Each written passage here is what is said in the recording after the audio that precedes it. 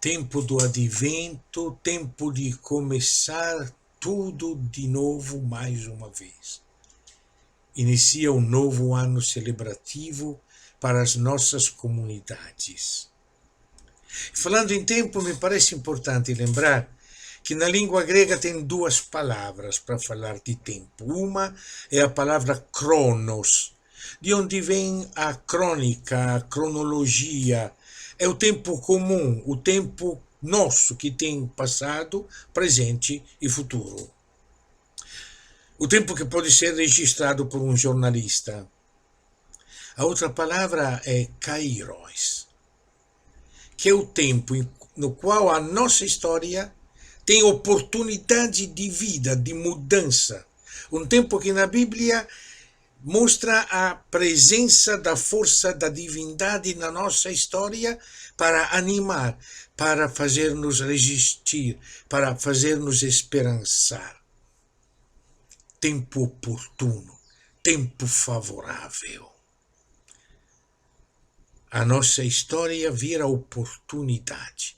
Por que digo isso? Porque a leitura que estamos lendo deste Evangelho, muito parecido com a leitura de domingo passado, só que era Marcos e agora é Lucas, nos diz coisas que não são relativas ao que vai acontecer, mas coisas que acontecem de geração em geração.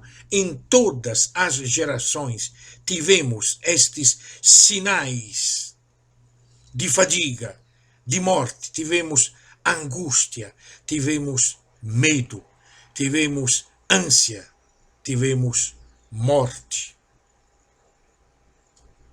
Vamos experimentar aquela de Lucas. Lucas, quando escreve estas páginas, lá pelo ano 83, 84, tinha acabado de viver situações verdadeiramente trágicas.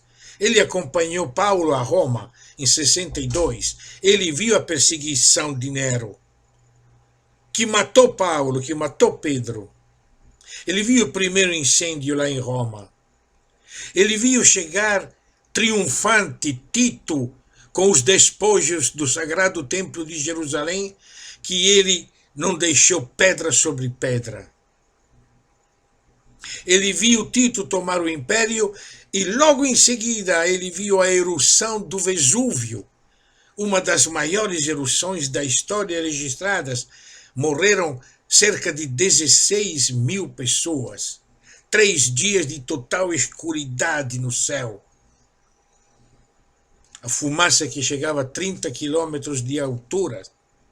Cinzas, pedras caindo e soterrando e fazendo desaparecer cidades inteiras como Pompeia e Herculano. Ele viu o segundo incêndio em Roma no ano 80. Ele viu a epidemia em Roma que matou muita gente. Ele foi testemunha destes fatos. E quando a gente lê aquilo que ele escreve nestas páginas, parece de ler a história de Roma, do que estava, dos grandes desastres. Mas aí virá o Filho do Homem. E Lucas vai pegar uma figura muito bonita que foi elaborada, que encontramos no livro de Daniel, escrito uns 200 anos antes, em outro momento de dor, de fadiga e de morte, quando o Império Grego tentou destruir o judaísmo, transformar a Judeia, a Galileia e a Samaria em terra de escravos, provocando a resistência dos macabeus. Naquele contexto de morte e de desolação, de abomínio, como chama Daniel, ele vê descer do céu o Filho do Homem vencedor. Mas o Filho do Homem não é uma visão messiânica, mística. O Filho do Homem é o ser humano com a presença de Deus que transforma o cronos de morte em kairos de vida e de esperança. Aquele Filho do Homem que nós estamos nos preparando a celebrar presente no meio de nós, em Jesus, no menino filho de Maria e de José. É o Filho do Homem que vem entre nós e que transforma a nossa história de morte em esperança de vida. Mas não esperança de quem fica esperando que aconteça, mas esperança, como aprendemos a falar, de quem está esperançando, está construindo esperança, está sendo instrumento de esperança, está se tornando filho do homem nessa história, porque somos portadores do sopro de Deus. Porque é através de nós que Deus transforma nossa história de morte em kairos de vida, em oportunidade de vida. Fiquem de pé, levantem a cabeça, a sua libertação chegou. O momento de morte é o grito de libertação. Vai dizer a mesma coisa no Apocalipse João.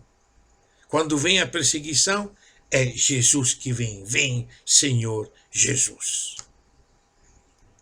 Então, cuidado com os nossos corações. Cuidado com o que pensamos. Cuidado com o que queremos. Cuidado com o que amamos. Os nossos corações têm que saber esperançar. E não dizer simplesmente, de qualquer forma, seja o que for, eu penso a mim mesmo, resolvo meus problemas, o importante é eu ser feliz e os outros que se danem. Cuidado com as dissipações, cuidado com embriagar-se, cuidado com os anseios da vida, com as preocupações da vida. Um coração que pensa só em si mesmo é causa de um cronos de morte.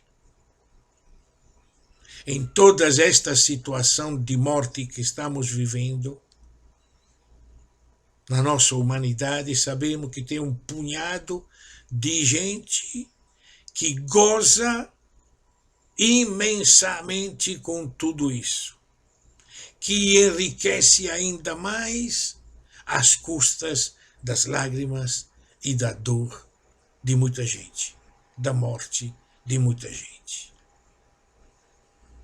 Estes são os que transformam o nosso cronos em tempo de morte.